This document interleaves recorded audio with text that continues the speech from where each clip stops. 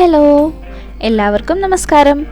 ഇന്നത്തെ നമ്മുടെ പുതിയ ഡ്രോയിങ് വീഡിയോ പറക്കുന്ന ഒരു തേൻകുരുവിയെ എങ്ങനെ വരയ്ക്കാമെന്നാണ്. അതിനാദ്യമായി 0.5 മെക്കാനിക്കൽ പെൻസിൽ ഉപയോഗിച്ച് കുരുവിയുടെ ഔട്ട്ലൈൻ വരയ്ക്കാം.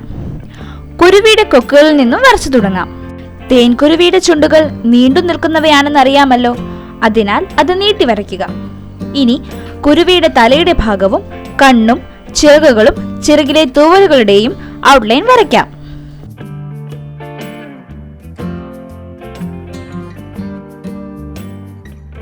ഇതുവരെ ചാനൽ സബ്സ്ക്രൈബ് ചെയ്യാത്തവരുണ്ടെങ്കിൽ ചാനൽ സബ്സ്ക്രൈബ് ചെയ്യുക, ബെൽ ഐക്കൺ പ്രസ് ചെയ്യുക.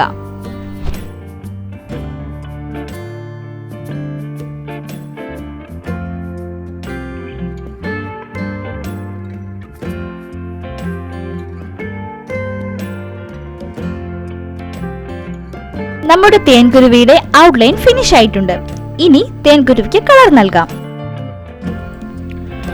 കുരുവിയുടെ തലയുടെ ഭാഗത്ത് കളർ നൽകാൻ ഡാർക്ക് ബ്രൗണും ബ്ലാക്ക് കളറുമാണ് ഞാനിവിടെ ഉപയോഗിച്ചിരിക്കുന്നത്.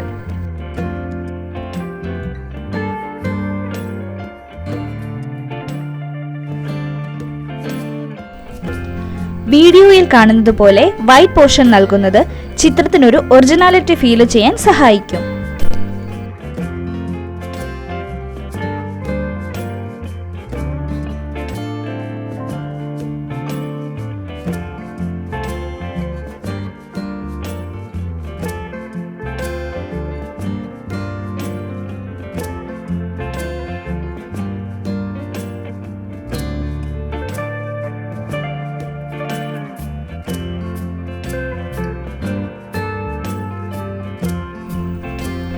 ചുണ്ടുകൾ വരയ്ക്കാൻ ഞാനിവിടെ ബ്ലാക്ക് കളർ പെൻസിലാണ് യൂസ് ചെയ്യുന്നത്.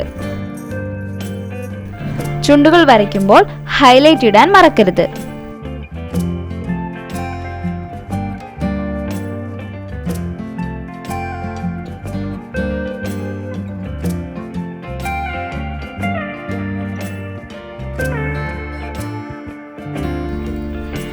ചിറകുകളുടെ ഔട്ട്ലൈൻ ഡാർക്കൻ ചെയ്യാൻ നമുക്ക് ബ്ലാക്ക് കളർ ഉപയോഗിക്കാം. തൂവലുകൾക്ക് സ്കൈ ബ്ലൂ കളറാണ് നൽകുന്നത്. രണ്ടാമത്തെ ചിറകിന് കളർ നൽകാൻ ഞാനിവിടെ 3 കളറുകളാണ് ഉപയോഗിക്കുന്നത്.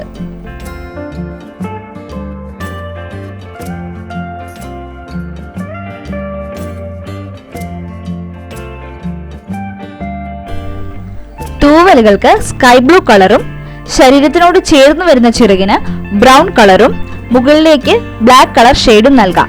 ചിറകുകൾക്ക് കളർ നൽകുമ്പോൾ ഹൈലൈറ്റ് ഇടാൻ മറക്കരുത്.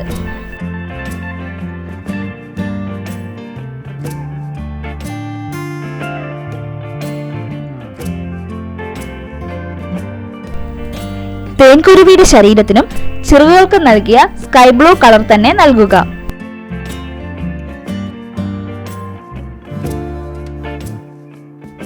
ഇനി കുരുവിയുടെ ശരീരത്തിന് താഴെ ഭാഗത്തുള്ള തൂവലുകൾക്ക് ഹൈലൈറ്റ് ഇട്ടുകൊണ്ട് ബ്ലാക്ക് കളർ ഉപയോഗിച്ച് വീഡിയോയിൽ കാണുന്നത് പോലെ ഷെയ്ഡ് ചെയ്യാം.